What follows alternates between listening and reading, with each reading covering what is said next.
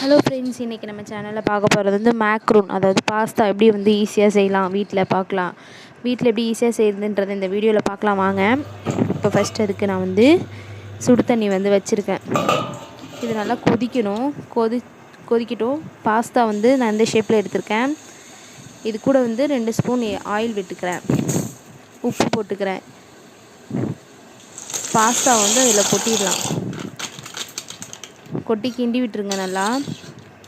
நம்ம ஏன் வந்து உப்பும் எண்ணெயும் போட்டிருக்கோம் அப்படின்னா, உப்பு போட்டால் வெந்தால் சீக்கிரம் வெந்துடும், எண்ணெய் வந்து குழையாமல் இருக்கும் நம்மளுக்கு. அதனால் இப்போ எடுத்து பார்க்குறேன்,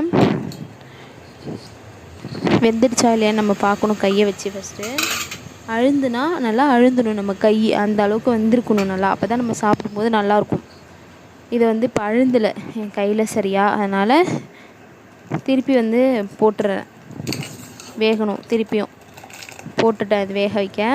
இப்போ அதுக்கு முன்னாடி வெங்காயம், தக்காளி, பச்சை மிளகா, இஞ்சி பூண்டு பொடியாக நறுக்கி வச்சுருக்கேன்.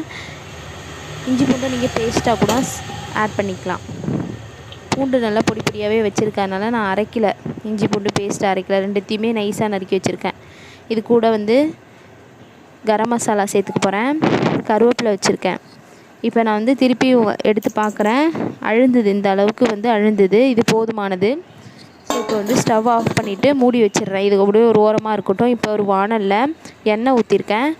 இது கூட வந்து பட்டை கிராம்பு சேர்த்துக்கலாம். நான் வந்து சேர்க்கலை இன்றைக்கி. வெங்காயம் சேர்த்துக்கிட்டேன், பச்சை மிளகா, தக்காளி, இஞ்சி பூண்டு இது ரெண்டுத்தையும் நம்ம ஒன்றாவே இப்போ கொட்டி பச்சை வாடை போகிற அளவுக்கு நல்லா வதக்கிக்கோங்க.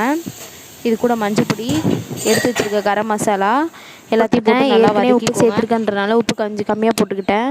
பாஸ்தாவை கொட்டிட்டு நல்லா கிண்டிக்கோங்க. நல்லா ஒன்றோட ஒன்று மிக்ஸ் ஆகணும் மசாலா எல்லாம்.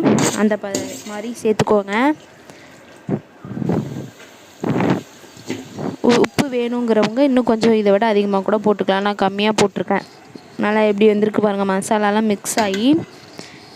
அவ்வளோதான். இந்த மக்ரூன் செய்கிறது ரொம்பவே ஈஸியான மெத்தடு இதுதான்.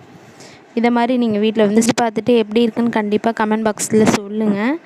இந்த வீடியோ உங்களுக்கு பிடிச்சதுன்னா மறக்காமல் லைக் பண்ணி, ஷேர் பண்ணி, கமெண்ட் பண்ணுங்கள். சேனலை வந்து சப்ஸ்கிரைப் பண்ணுங்கள். பக்கத்தில் இருக்கிற பெல் ஐக்கானை ப்ரெஸ் பண்ணிக்கோங்க. அடுத்தது கூடிய சீக்கிரம் இன்னொரு வீடியோவில் உங்களை வந்து பார்க்குறேன். பாய். தேங்க்யூ.